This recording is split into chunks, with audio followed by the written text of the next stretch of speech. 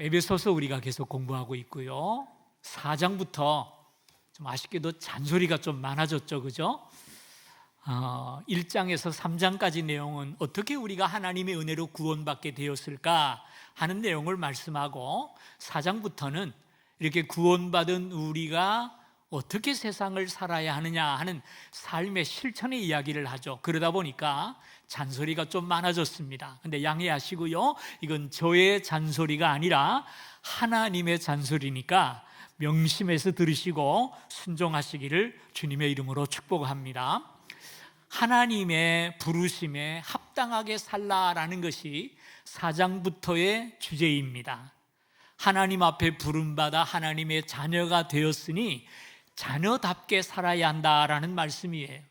하나님의 자녀답게 산다는 것이 무엇이냐? 첫째는 하나 되는 것이라 그랬고요, 두 번째는 은혜 가운데 우리의 믿음이 자라나고 성장해야 된다라는 것을 말씀했고요, 지난주에는 옛사람의 옷을 벗어버리고 새 사람을 입으라라는 말씀을 드렸어요. 오늘은 네 번째 시간입니다.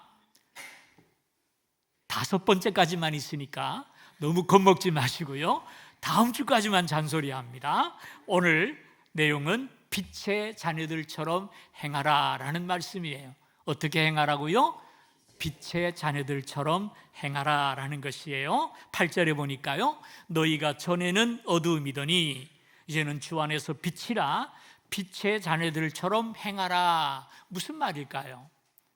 우리가 하나님을 알기 전에는 어두움에 살았다라는 말입니다. 무엇이 선이고 무엇이 악인지, 무엇이 죄고 뭐가 유행인지 이걸 깨닫지 못하고 살았다라는 말이에요. 그러나 이제 주님을 만나서 주님의 빛이 내 안에 비치게 되었으니까 이제는 빛의 자녀, 하나님의 자녀가 되었으니까 하나님의 자녀처럼 살아야 한다는 것이에요.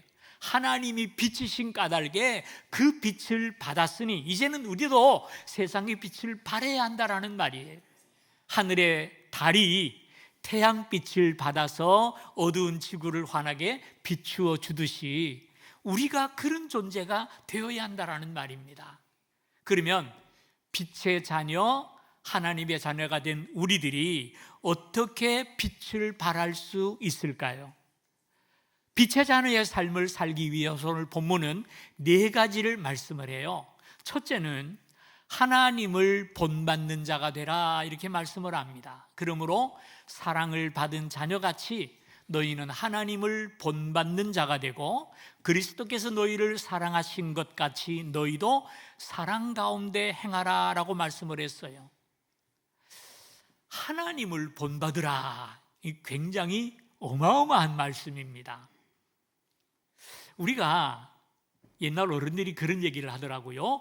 호랑이를 그리려다가 잘못 그리면 고양이는 된대요. 근데 쥐를 그리면은 아무리 잘 그려도 쥐는 쥐지 더 이상은 안 된다, 그런 얘기를 해요.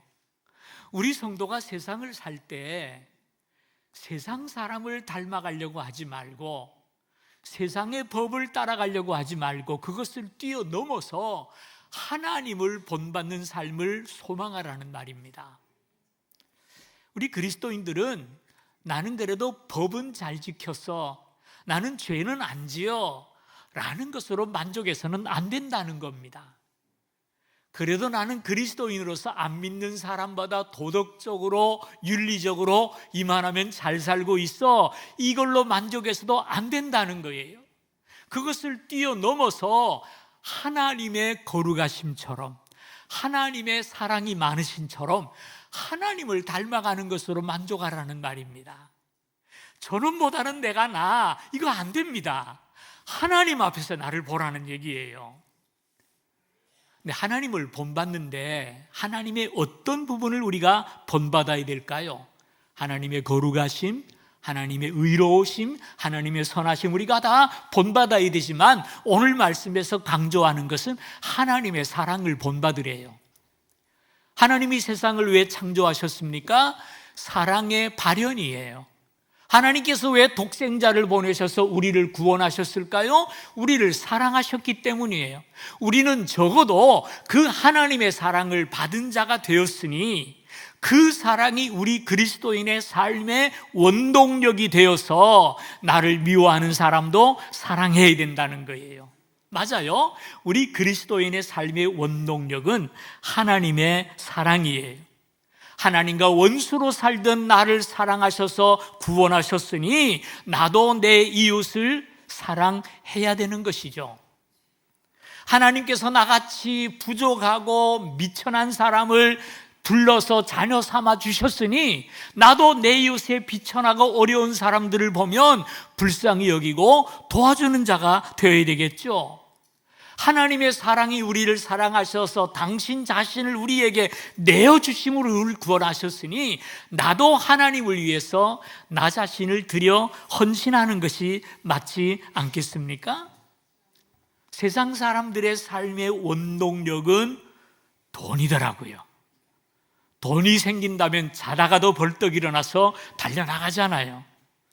그러나 우리 그리스도인의 원동력은 돈이 아니에요. 명예가 아니에요. 하나님이 되셔라. 하나님의 사랑을 본받는 저와 여러분 되시기를 바랍니다. 두 번째는 더러움을 멀리하라 라고 말씀을 해요. 음행과 온갖 더러운 것과 탐욕은 너희 중에서 그 이름조차도 부르지 말라 이는 성도의 마땅한 반이라 그랬어요. 음행과 더러운 것이 뭘까요? 이 말씀이 가르치는 것은 결혼이라는 제도를 벗어나는 모든 성적인 접촉을 이야기합니다. 그럼 탐욕은 뭡니까? 나의 이기적인 욕망, 나의 정욕을 채우기 위해서 남의 육신을 탐내는 것, 이것이 바로 탐욕이에요. 그러므로 이 말은 결혼이라는 제도를 벗어나는 모든 비정상적인 성적 접촉을 이야기합니다. 이런 일들은 입에 담지도 말라고 말씀을 했어요. 이 말을 들을 때 에베소 성도들은 좀 의아했을 것 같아요. 뭐 어때서 그러나 그랬을 것 같아요. 왜냐하면 에베소 지방에서 섬기는 우상이 있어요. 그게 뭐냐면은 아데미라고 하는 여신입니다. 이 아데미 여신이 라틴어로 번역되면은 헬라말로 아데미고요. 라틴어에서 번역할 때 이것은 다이아나가 됩니다. 다이아나 여신이에요. 근데 그 아데미 여신의 우상 신상을 이렇게 사진을 통해 보게 되면은요, 재밌는 게 있어요. 여자입니다. 여자 모습인데 옷을 벗고 있는데 앞에 가슴이 수십 개의 유방이 달려 있어요. 배까지 그냥 많이 달려 있어요. 뭘 의미하냐 하면은 아데미 여신은 다산의 여왕 여신입니다. 다산의 여신이요, 풍요의 신입니다. 풍요의 신. 그래서 그 아데미 여신을 섬길 때 내 삶이 풍요로워지고 내 자녀손이 많아진다는 거예요. 그래서 그 아데미 여신을 섬기는 제사 가운데 필수적으로 들어가는 하나의 순서가 있는데 그것이 뭐냐면은 그 신전에 있는 여사제들, 말하면은 요즘 말로 하면 창녀입니다. 그 여사제들과 함께 성적인 관계를 맺는 것이 제사 의식 속에 포함되어 있어요. 그러니까 아내를 넘어서는 성관계는 에베소에서는 보통 일이 되고 있다는 말입니다. 이런 사람들에게 결혼이라는 제도를 벗어나는 모든 성관계는 죄입니다 할 때 이상한 소리 다 한다, 뭐 어때서, 아마 그랬을 것 같아요. 근데 오늘도 이 말씀을 우리 사회에서는 별 이상한 말 다 한다라고 똑같이 생각하는 사람들이 많은 것 같아요. 오늘 우리 사회를 보면은 우리가 보기에 그릇된 성관계를 너무나도 너그럽게 받아들이는 것 같아요. 이제는 더 이상 간통죄가 죄가 되지 않습니다. 서로 합의만 된다면 그것은 얼마든지 가능한 일이 되어버리고 말았어요. 한 걸음 더 나가서 심지어 동성간의 연애까지라도 뭐 어때서 그것을 반대하느냐라는 것이 오늘 우리가 살고 있는 사회의 주장이에요. 그러나 성경은 그렇게 말씀하지 않습니다. 결혼이라는 제도를 벗어난 모든 성행위를 단호하게 금하고 있다는 사실이에요. 여기는 이론의 여지가 없는 거예요. 그뿐 아니라 5절에 보면은요, 음행하는 자나 더러운 자나 탐하는 자, 곧 우상 숭배자는, 여러분, 음행과 더러움과 탐하는 자를 우상 숭배자라고 얘기합니다. 그러면서 하는 말이 다 그리스도와 하나님의 나라에서 기업을 얻지 못하리니, 쉽게 말해서 천당 못 간다는 거예요. 그런 사람은 그리스도인이 아니라는 거예요. 오늘 이 말씀을 좀 경고로 받으시기를 바랍니다. 신앙생활하는 성도로서 이런 일을 따라간다면 그는 하나님의 나라와 관계없는 사람일 수도 있다는 사실이에요. 세 번째는 참된 말을 해야 한다라고 말을 하죠. 누추함과 어리석은 말이나 희롱의 말이 마땅치 아니하니 오히려 감사하는 말을 하라 그랬어요. 미국 사람은 영어를 하는 게 당연하고, 프랑스 사람은 불어를 말하는 게 당연하고, 조선 사람은 한국말을 하는 것이 너무나 당연하듯이 주의 은혜로 구원받아 하나님의 나라의 백성이 되었다면 이제는 천국 언어를 구사해야 되지 않겠습니까? 천국의 언어가 뭡니까? 감사함으로 말하라 그랬어요. 감사하라는 거예요. 누추한 말, 어리석은 말, 희롱의 말은 빛의 자녀에게 어울리지 않는다라는 말입니다. 우리는 빛의 말을 해야 합니다. 성도들이 만나면 서로 칭찬하고 감사하고 높이는 말을 해야지, 그저 깎아내리고 비방하는 말은 우리 그리스도인들에게 합당치 않다라는 말입니다. 가는 말이 고와요, 오는 말이 고운데 내가 그런 말을 하면 상대방도 그런 말을 할 것이, 그러면 우리 모두가 다 누추한 존재가 되고 마는 것 아니겠습니까? 그래서 우리는 말을 잘해야 합니다. 가능하면 존댓말을 쓰세요. 조금 안면만 있다 하면 바로 말부터 놓는 사람이 있어요. 목사한테도 그런 사람이 있더라고요. 그러면 안 돼요. 상대방의 이름보다는 직분을 부르는 것도 좋을 것 같아요. 아무개 집사님, 아무개 권사님. 그리고 남을 깎아내리는 말보다는 남을 높여주고 칭찬한 말을 해요. 우리가 말 한마디가 얼마나 큰 능력이 있는지 몰라요. 프랑스의 시인이었던 로제 카유라는 분이 어느 날 길을 걸어가다 보니까 한 거린이 깡통을 앞에 놓고 구걸을 하고 있어요. 그래서 이렇게 보니까 가슴에 팻말을 하나 달고 있는데, 저는 날 때부터 앞을 보지 못하는 소경입니다 라고 써 있었어요.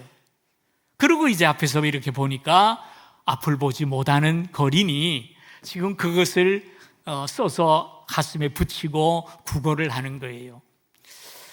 저렇게 살면 얼마나 하루에 벌까 궁금한 생각이 들었어요. 그래서 물어봅니다. 여보쇼, 그거 걸고 이렇게 깡통 놓고 있으면 하루에 얼마나 봅니까? 그랬더니 이분이 하는 얘기가 한 10프랑 정도 겨우 법니다. 그거 가지고 하루 살기가 빠듯하단 말이에요. 참 불쌍해요. 그래서 이렇게 보다가 그 팻말 나한테 좀 주시오. 그래서 팻말을 받았어요. 그리고 뒤집어 가지고 거기다가 몇 자 이 시인이 다시 적었어요. 그리고 그 거린에게 걸어 주었답니다. 그러고 나서 이제 길을 떠나서 다음에 한 몇 주 지난 다음에 거리를 지나가다가 다시 그 거린을 보게 되었어요. 자기가 바꾸어준 그 팻말을 걸고 동냥을 하고 있는 거예요. 물어봤어요. 궁금해서. 여보시오, 오늘 얼마나 벌었어? 그랬더니 목소리를 듣더니 금방 알아봤어요. 아이고 선생님 고맙습니다.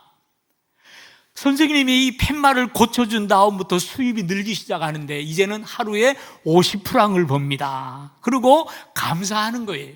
그러면서 하는 말이, 아니 도대체 뭐라고 고쳐 쓰셨습니까? 나는 앞을 못 봐서 모르겠는데 뭐라고 쓰신 겁니까? 뭐라고 썼을까요? 나는 날 때부터 앞을 못 보는 소경입니다. 이 말을 바꿔서 뭐라고 바꿨냐 하면은 봄이 왔습니다. 그러나 나는 이 봄을 볼 수가 없습니다. 이렇게 써줬다는 거예요. 문구 하나가 바뀌었는데 수입이 5배가 늘었다는 거예요. 제가 얘기를 왜 합니까? 말 한마디의 능력이라는 거예요. 말 한마디의 능력. 절대로 누추함과 어리석은 말이나 희롱의 말을 하지 않고 높이고 격려하고 세워지는 저와 여러분이 되실 줄 믿습니다. 마지막 네 번째는요, 빛의 열매를 맺어야 한다라고 말씀을 합니다. 빛의 열매는 뭐냐? 모든 착함과 의로움과 진실함에 있다라고 말씀을 했어요. 착함과 의로움과 진실함이라 그랬는데요, 착함의 열매가 뭘까요? 착함의 열매는 행동으로 나타나는 사랑을 얘기해요. 남을 불쌍히 여기고 사랑하는 마음을 가지는 것은 누구나 할 수 있어요. 그러나 그것을 행동으로 옮겨서 실천하는 것은 쉬운 것이 아니죠. 여기서 말하는 착함은 바로 그것을 이야기하는 것입니다. 내 마음에 있는 것이 행동으로 나타나고 표현되는 것을 얘기하는 거예요. 우리가 가끔 신문을 보다 보면은 물에 빠진 사람을 목숨 걸고 뛰어들어서 건져주는 사람이 있고, 불길에 휩싸인 사람을 쫓아 들어가서 건져내는 소방관들도 우리가 간혹 보지 않습니까? 그뿐 아니죠. 나의 장기를 떼어서 기증함으로써 죽어가는 사람에게 새 생명 주는 분을, 그런 분들도 보게 됩니다. 평생 모은 돈을 다 털어서 사회단체에 기부를 하거나 교회에 헌금을 해서 모든 일을 공적으로 사용하는 데 드리는 그런 헌신의 사람들도 보게 됩니다. 이런 행동들을 가리켜서 성경은 착함이라고 얘기하는 것입니다. 우리 그리스도인은 이 착한 행동들이 있어야 한다라는 말입니다. 근데 이것은요, 하루아침에 생겨나는 것이 절대로 아닙니다. 작은 일에 실천을 시작할 때 큰 일을 할 수 있는 거예요. 저는 아내를 사랑합니다. 목숨이라도 원하면 드립니다. 예, 말은 그렇게 하는데 분리수거 한 번도 안 해주고 설거지도 한 번도 안 하고, 그런 사람이 아내를 위해서 목숨을 버릴 수 있을까요? 안 된다는 거예요. 예수님도 그러셨어요. 적은 일에 충성하는 자가 보다 큰 일을 할 수 있다고 말씀하지 않습니까? 우리는 빛의 자녀들이에요. 그래서 빛의 열매를 맺어야 하는데, 그 빛의 열매의 첫 번째가 착함입니다. 착함. 마음으로 가지고 있는 것을 행위로 나타내는 것을 이야기하는 거예요. 그리고 그것은 적은 일을 실천하는 것에서 시작된다는 것을 기억하시기를 바랍니다. 두 번째, 의로움의 열매를 맺으라 그랬는데, 의로움의 열매는 뭘까요? 이것은 하나님 앞에서나 사람 앞에서 바르게 사는 것을 이야기합니다. 예? 그리고 하나님 앞에서나 사람 앞에서나 똑같이 사는 것이 의로움이요 진실함이에요. 여러분 보세요. 주일날 예배드리고 교회에서 생활할 때는 그런 천사가 없어요. 근데 주일날 예배드리고 돌아가서 월요일 직장에 가면 완전히 헐크가 돼가지고 다른 사람처럼 갈아가는 그런 분들을 우리가 보게 됩니다. 우리 그리스도인은 말과 행동이 같아야 되고요, 신앙과 삶이 같아야 돼요. 오늘 우리에게 가장 큰 문제가 뭡니까? 이런 의로움의 열매를 맺지 못하는 거예요. 입으로는 혼자 의인인데 그 열매가 나타나지 않는다. 이것은 자신에게도 큰 손해이고요, 내 가족, 내 자녀에게도 아주 안 좋은 영향을 줘요. 여러분, 그 독일에 한 소년이 있었어요. 그 소년은 아버지를 못이 따르고 사랑하고 존경하다 넘어서 아버지가 우상이 될 만큼 그렇게 아버지를 좋아했던 소년이었어요. 그 아버지는 유태인이에요. 그래서 이 아들도 유태인이죠. 근데 유태인으로서 유대교 회당에 열심히 나아가서 유대인의 자부심을 가지고 열심히 살며 사업을 일으켜서 사업도 잘하는 거예요. 그러니까 교회에서도 신앙생활하고 존경받고 사회에서는 사업을 잘해서 돈을 잘 버니까 아들이 아버지를 볼 때는 완전한 분이에요. 늘 아들에게도 유대인의 자부심을 가져라, 유대의 신앙을 가져라 라는 말을 했단 말이에요. 그래서 아버지를 그렇게 좋아하고 살아가는데, 어느 날 이 아버지 회사가 거기를 정리하고 사업장을 멀리 옮기게 되었어요. 그래서 옮기다 보니까 집안 식구들도 다 이사를 가게 되었어요. 이사를 가서 이렇게 보니까 그 전에 마을은 유대인들이 많이 살고 유대 회당이 있어서 열심히 거기를 중심으로 살았는데, 이 새로운 지역에는 유대인들이 얼마 살지 않고 유대인 회당이 없었다는 거예요. 그래서 아버지와 가족이 모여서 그냥 잠깐 안식에 모여 예배드리고 그치고 그렇게 했는데, 그 지역을 다니다 보니까 루터교회, 개신교회죠, 그죠? 루터교회가 크게 하나 있는데 사람들이 많이 모이고 그 지역에는 루터교 신자들이 굉장히 많은 거예요. 그래도 이제 우리는 유대인이라 하고 그 신앙을 지키고 살아가는데, 어느 날 아버지가 가족을 다 불러 모으더랍니다. 다 불러 모으더니 아버지가 하는 말씀이, 우리가 그동안 유대인으로서 회당을 열심히 나갔는데 이제부터는 유태교를 그만두고 루터교로 우리가 개정하려고 한다. 그러니까 이번 주일부터는 안식일이 아니라 주일날 루터교회를 나가서 예배드리고 신앙생활 할 테니까 너도 그렇게 알고 온 가족이 루터교로 개종한다라고 얘기를 하는 거예요. 이 손이 깜짝 놀랐습니다. 아니, 그렇게 유대인임을 강조하고 유대교 신앙을 강조하고 안식일에 회당에 나가서 존경받는 아버지가 갑자기 루터교로 개종한다니까 말이 안 되잖아요. 그래서 아들이 물어봅니다. 아버지, 왜 갑자기 뒤집어지셨습니까? 왜 우리가 루터교를 가야 됩니까? 그랬더니 아버지가 뜻밖의 말을 하는 거예요. 이 지역은 루터교 지역이고 루터교 신자가 많기 때문에 사업상 루터교로 가는 것이 유리하기 때문이다 라고 얘기를 하는 거예요. 그 아버지의 말을 듣는 순간에 이 소년의 마음에 큰 실망이 찾아옵니다. 아버지에 대한 반감과 신앙에 대한 회의, 그리고 큰 상처로 말미암아서 깊은 마음의 어려움을 겪게 되었어요. 그래도 아버지 명령이니까 순종하며 나갔지만 얼마 후에 그 지역을 떠나서 영국으로 공부를 하게 되었고요. 영국에서 사회학을 배우면서 열심히 공부해서 석사도 되고 박사도 되고 훌륭한 학자가 되었어요. 그리고 그분이 책을 한 권 썼어요.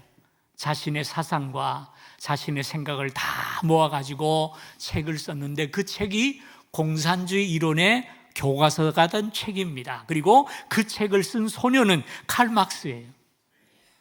어린 시절 아버지의 그 이중적인 모습을 통해서 큰 충격과 상처를 받은 그 아들이 자신의 생각을 다 모아 쓴 책이 바로 이 세상을 전쟁터로 만들고 수많은 사람에게 고통을 주었던 공산주의의 시초가 된 책이었다라는 말이죠. 여러분, 우리는 빛의 자녀예요. 빛의 자녀는 교회에서나 사회에서나 똑같은 모습을 보여주어야 합니다. 우리가 살아가는 모습을 내 자녀가 보고 있고요, 우리 가족이 보고 있고요, 우리 교회 성도들이 보고 있고요, 여러분의 직장 동료들이 여러분을 바라보고 있어요. 어떻게 살아야 되겠습니까? 말로만 의로움을 주장할 것이 아니라 우리의 삶이 의로워져야 합니다. 말과 행동이 같아야 하고 신앙과 행위가 같아야 하고 우리의 삶과 인격이 같아야 되지 않겠습니까? 오늘 우리 한국 기독교인들의 가장 큰 문제는 신앙과 생활의 괴리가 너무 멀다는 것 아니겠습니까?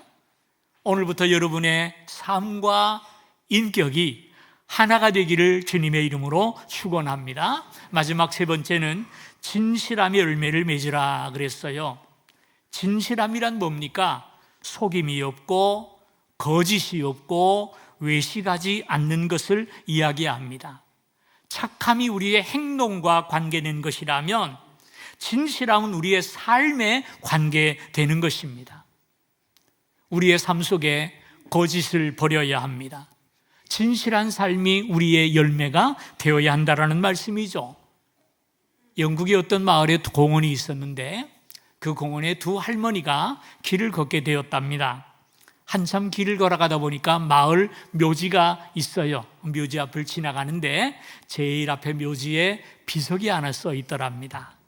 비석을 이렇게 읽어보니까 정치가이자 정직한 사람이 여기에서 잠들다 이렇게 써 있더라는 거예요.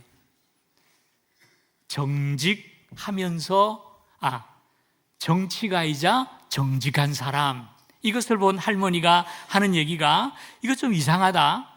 어떻게 무덤 하나에 두 사람이 누울 수 있는가, 이런 얘기를 했대요. 영국의 유머입니다. 정치인은 절대로 진실하지 않다라는 것을 얘기하는 비꼬는 유머인데요. 정직한 사람은 과연 정치가가 될 수 없는 것일까요? 아무리 봐도 그럴 것 같아요. 우리나라 정치인들을 보면 말의 진실성을 찾아보기가 참 희귀해요. 원래 정치인들은 말을 바꿔야 되는지는 모르겠습니다만 어제 한 말이 다르고 자기 주장도 뒤집을 때가 얼마나 많습니까? 근데 정치인만 그럴까요? 우리 모든 사람들이 다 그러고 살지 않습니까? 믿는 사람들도 얼마나 말을 잘 바꾸는지 몰라요. 빛의 자녀라면 빛의 열매를 맺어야 합니다. 우리가 예수를 믿는다고 하면서, 빛의 자녀라고 하면서 말만 그러면 안 된다는 거예요. 열매로 나타나야 한다라는 말입니다. 우리가 예수를 믿는 증거가 뭡니까? 어두움 가운데 더 이상 거하지 아니하고 빛 가운데 거하는 것이고, 빛 가운데 거하는 사람의 맺는 열매가 뭡니까? 바로 착함과 의로움과 진실함이 그 삶 속에 나타나야 하는 것입니다. 말씀을 맺겠습니다. 빛의 자녀로 살아가는 것이 쉬운 일은 아니죠. 십계명을 써놓고 절대로 안 해야지 한다고 되는 게 아니에요. 그런데 본문을 보면 그렇게 살아갈 수 있는 쉬운 방법을 제시해요. 그 방법이 뭡니까? 10절입니다. 볼까요? 주를 기쁘시게 할 것이 무엇인지 시험하여 보라. 무슨 말입니까? 해서는 안 될 거를 그냥 써붙여 놓고 딸딸 외우면서 안 해야지 하는 것보다 더 쉬운 방법이 있다는 거예요. 어떤 것이 주님을 기쁘게 할까? 내가 어떻게 살면 하나님이 기뻐하실까? 이것 생각하고 이것 따라 살다 보면 나머지 수 없는 금지사항들은 다 없는 것이 되고 만다라는 말입니다. 넉넉히 이긴다는 거예요.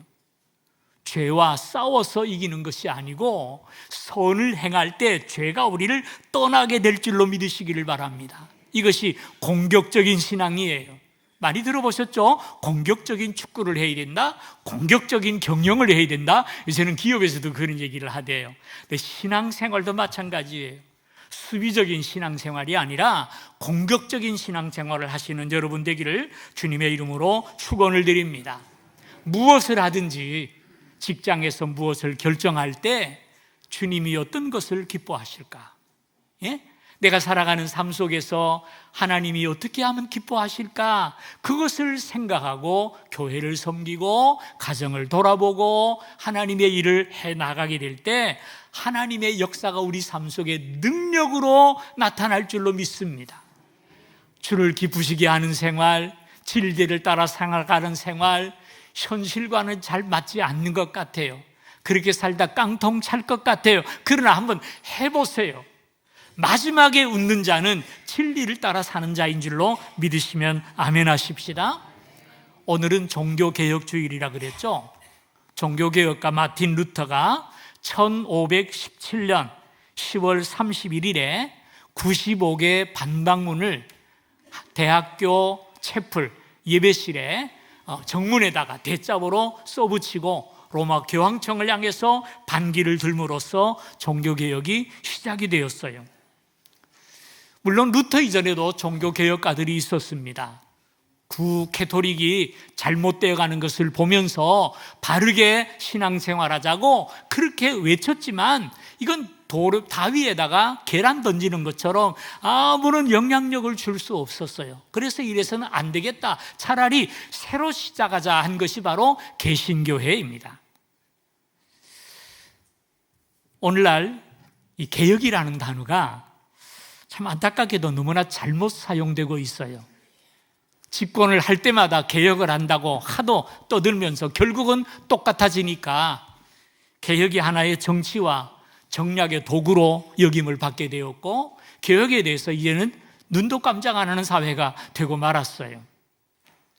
왜 이렇게 실패했습니까? 그것은 그 개혁이 나부터 시작되지 않고 너부터 하라고 했기 때문입니다. 조직을 바꾸고 시스템을 바꾸고 사람을 바꾸면 되는 줄 알았어요. 그러나 중요한 것, 내가 바뀌지 않으면 안 되는 거예요. 내가 바뀌지 않으면. 그래서 진정한 개혁은 뭐냐? 나부터 시작되는 것입니다. 오늘 종교개혁주의를 맞이하면서 우리는 하나님의 자녀의 빛의 자녀입니다. 나부터 빛을 발하는 그리스도인이 되시고요, 하나님을 본받고 거짓을 버리고 진실함의 열매를 통하여 하나님을 기쁘게 하는 성도가 되셔서 하나님의 그 진리와 거룩의 빛을 우리가 세상에서 비추고 보여주는 진실한 성도가 되시기를 주님의 이름으로 축원합니다. 기도하겠습니다. 아버지 하나님, 고맙습니다. 우리의 갈 길을 보여주시고 우리가 살아야 할 삶이 어떤 것인지를 알려주시니 감사를 드립니다. 하나님, 진리를 따라 살기를 원합니다. 하나님께서 원하시는 삶을 살기를 원하며 주님을 기쁘시게 하는 우리의 삶이 되기를 원합니다. 그리함으로 어둠 속에서 하나님만 부르는 저희들이 아니라 어둠에서 나와 빛의 자녀가 되었사오니 하나님의 빛을 세상에 보여주고 증거함으로써 세상을 밝히는 우리 한 사람 한 사람이 되도록 축복하여 주옵소서. 종교개혁의 기념주의를 맞이하면서 세상을 향해 원망하는 것이 아니라 나부터 변화되고 나부터 개혁되어서 빛을 발하는 주의 백성 되게 하여 주옵소서. 예수님의 이름으로 기도하옵나이다. 아멘.